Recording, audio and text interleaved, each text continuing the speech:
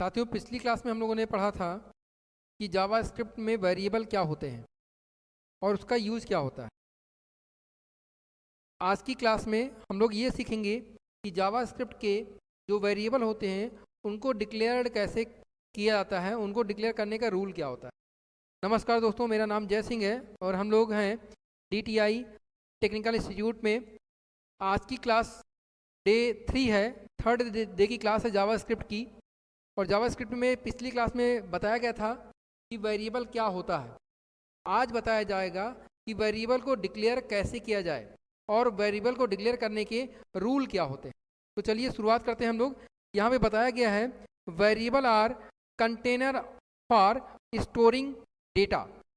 कोई भी variable data को स्टोर करने के लिए कंटेनर का काम करता है। ठीक है, तो ये बात एकदम सही है कि वेरिएबल हमारा क्या होता है, एक कंटेनर होता है। जैसे मैं लिखना है A=10, ए हमारा क्या हो गया, कंटेनर हो गया जो वैल्यू 10 को स्टोर कर रखा हुआ है। अब सेकेंड टॉपिक है कि JavaScript variable can be declared in 4 way. JavaScript के वेरिएबल को हम लोग 4 तरीकों से डिक्लेयर्ड कर सकते हैं। तो पहले लिखा हुआ है ऑटोमेटिकली, फिर लिखा हुआ है यूजिंग वेर की, फिर लिखा हुआ है यूजिंग लेट की, और फिर लास्ट में लिखा हुआ कांस्टेंट की का यूज करके। तो चलिए शुरुआत करते हैं। यहाँ पे देखिए बारी बारी से सब कुछ बताया गया है, तो समझ लेते हैं हम लोग क्या किसका क्या मतलब होता है। अगर हम लोग यहाँ पे लिखा मैंने A=10, तो ये जो वेरिएबल है, ये जो डिक्लेयर किया गया है वो ऑटोमेटिक टाइप का डिक्लेयर किया गया है। और अगर हम लोगों ने लिखा BAR A=10, तो हम लोगों ने किसका यूज किया, वेर कीवर्ड का यूज किया गया है। अगर यहीं पे हम लोग यूज कर लेंगे लेट LET A=10, तो ये किसका यूज किया गया है, लेट कीवर्ड का यूज किया गया है। और अगर हम लोगों ने यहाँ पे यूज कर लिया कॉन्स्ट यानी कि कांस्टेंट A=10, तो यहाँ पे किसकी का यूज किया गया है, कांस्टेंट का। अगर हम लोग चाहें तो मिक्स, जिसमें से कोई 2 या 3 वेरिएबल डिक्लेयर करने का रूल यूज कर सकते हैं। जैसे मान लीजिए लिखा गया BAR, जैसे सपोज दैट, इसको मिटा देते हैं फिर बताते हैं आपको। जैसे मान लीजिए लिखा गया BAR A=10, तो ये वेरिएबल डिक्लेयर किया गया BAR की का यूज करके, और B= कितना 20। अगर मैं यहाँ पे लिख दूं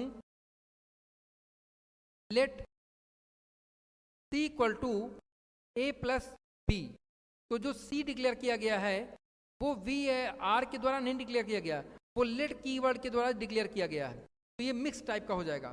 चलिए प्रैक्टिकली हम लोग समझते हैं कि कैसे वेरिएबल को डिक्लेयर करते हैं। पहले एक बार समझ लेते हैं फिर डिक्लेयर करते हैं। तो देखिए ये लिखा गया है कि जो ऑटोमेटिकली होती हैं उसमें खाली वेरिएबल का नाम लिखिए और वैल्यू लिखिए। अगर वैर की का यूज करना होता है तो वैर लिखिए और वेरिएबल का नाम फिर वैल्यू लिखिए। इसी प्रकार से बताया गया है कि the var keyword was used in all JavaScript code from 1995 to 2015। 1995 से लेकर के 2015 तक जो यूज किया जा रहा था वो क्या यूज किया जा रहा था, BAR। The let and const keyword add to JavaScript in 2015। 2015 में कांस्टेंट और लेट कीवर्ड का ऐड किया गया जावास्क्रिप्ट में। फिर लिखा हुआ है the var keyword should only be used in code written for older browser. Var का यूज ओल्डर ब्राउजर के लिए किया जाता है। ये डिक्लेरेशन है कि कैसे डिक्लेयर किया जाएगा, ये कॉन्स्ट का डिक्लेरेशन कैसे किया जाएगा ये बताया गया है। फिर यहाँ पे बताया गया है मिक्स का डिक्लेरेशन कैसे किया जाएगा। जो मिक्स है, देखिए मिक्स में एक वेरिएबल का नाम है price1, दूसरे का नाम है price2। price1 में 5 वैल्यू है, price2 में 6 वैल्यू है, और तीसरा जो वेरिएबल लिया गया है वो टोटल, लेकिन टोटल को डिक्लेयर किया गया है लेट के नाम से। तो देखिए जो इसमें लेट टोटल डिक्लेयर किया गया है उसमें price1 और price2 को क्या किया गया है, ऐड किया गया है। देखिए बताया गया है the 2 variable price1 price2 are declared with const keyword. These are const value cannot be changed। इनको हम लोग चेंज नहीं कर सकते हैं। The variable total is declared with the let keyword। The value total can be change, की value को हम लोग क्या कर सकते हैं, चेंज कर सकते हैं। तो चलिए हम लोग प्रैक्टिकली समझते हैं कैसे ये काम होता है। देखिए ये हमारी टेक्स्ट एडिटर है, और टेक्स्ट एडिटर में सबसे पहले हम लोग को स्टार्ट करना है बॉडी टैग के बाद से स्क्रिप्ट टैग के अंदर, ठीक है। तो अगर हम लोगों ने यहाँ पर लिखते हैं a इक्वल टू 10 और फिर लिखा मैंने b इक्वल टू 20 और यहाँ पर लिख दिया मैंने डॉक्यूमेंट डॉट राइट और ब्रैकेट में मैंने सी को प्रिंट करा लिया। देखिए सी अभी मैंने लिखा नहीं था, ऊपर हम लोग यहाँ पे एक वेरिएबल लिख देते हैं, इसमें लिखते हैं c equal to a plus b, ठीक है। अगर इतना लिखने के बाद जब हम लोग इसको प्रिंट कराएंगे तो यहाँ पे हमें मैसेज क्या मिलेगा, देखते हैं यहाँ पे कि मैसेज क्या मिलता है। यहाँ पे देखिए, तो मैं अभी तो ये ब्लैंक था, मैंने इसको सेव किया और सेव करने के बाद जैसे ही इसको यहाँ पे लाते हैं, थोड़ा सा साइड में आ जाएगा, जैसे इसको रिफ्रेश करेंगे देखिए यहाँ पे आंसर क्या मिल गया, हम लोग 30 मिल गया। क्यों 30 मिल गया, क्योंकि यहाँ पे देखिए लिखा गया था a इक्वल टू 10 और b equal to 20, c equal to a plus b किया गया है, यानी कि a प्लस बी की वैल्यू किस में ऐड किया गया है, c में ऐड किया गया है। इसे हम लोग बोलते हैं ऑटोमेटिकली। अगर हम लोग यहाँ पे चाहें तो इसी जगह पे वेयर की का भी यूज कर सकते हैं। मैंने यहाँ पे लिखा var, यहाँ भी लिख दिया var और यहाँ भी लिख दिया var, ठीक है। कोई अंतर नहीं आएगा, कोई डिफरेंस नहीं आएगा, खाली लिखने का तरीका अलग होगा। देखिए कोई अंतर नहीं आया, लेकिन जैसे हम लोग यहाँ पे वैल्यू चेंज करेंगे, हमने यहाँ पे 20 कर दिया और इसको सेव किया। सेव करने के बाद जब रिफ्रेश करेंगे तो देखिए यहाँ पे कितना हो गया, 40 हो गया। इसी प्रकार से अगर आप चाहें तो लेट की का भी यूज कर सकते हैं। मैंने यहाँ लिखा लेट,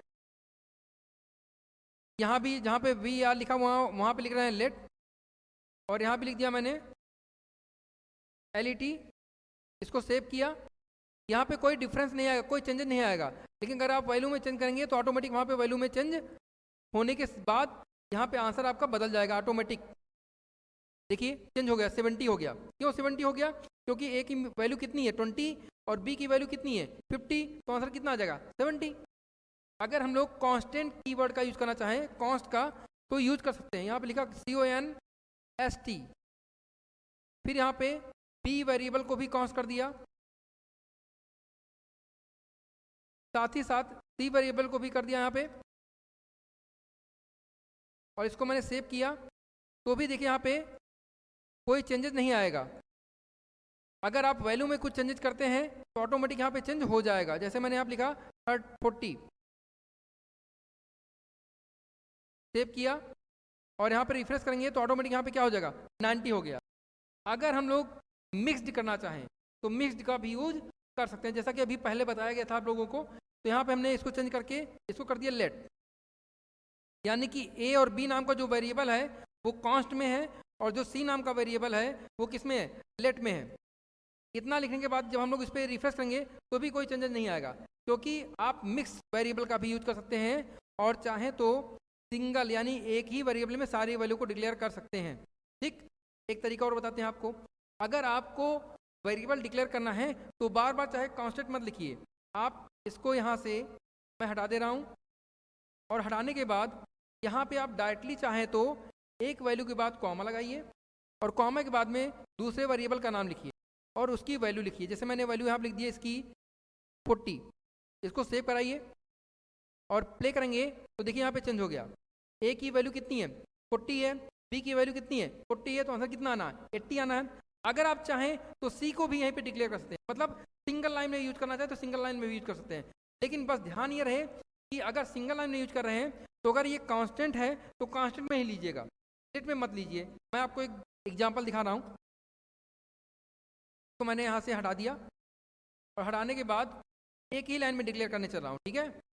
यानी सारे वेरिएबल कांस्ट में ही रहेंगे, ए भी, बी भी और सी भी। यहाँ पे मैंने लिख दिया c equal to a plus b, यानी ये सिंगल लाइन में हो जाएगा। एक ही लाइन में आप सारे वेरिएबल को डिक्लेयर कर सकते हैं। देखिए कोई अंतर नहीं है, कोई डिफरेंस नहीं आया। मैं रिफ्रेश किया, अगर आप वैल्यू में चेंज करेंगे तो वहाँ पे चेंज हो जाएगा।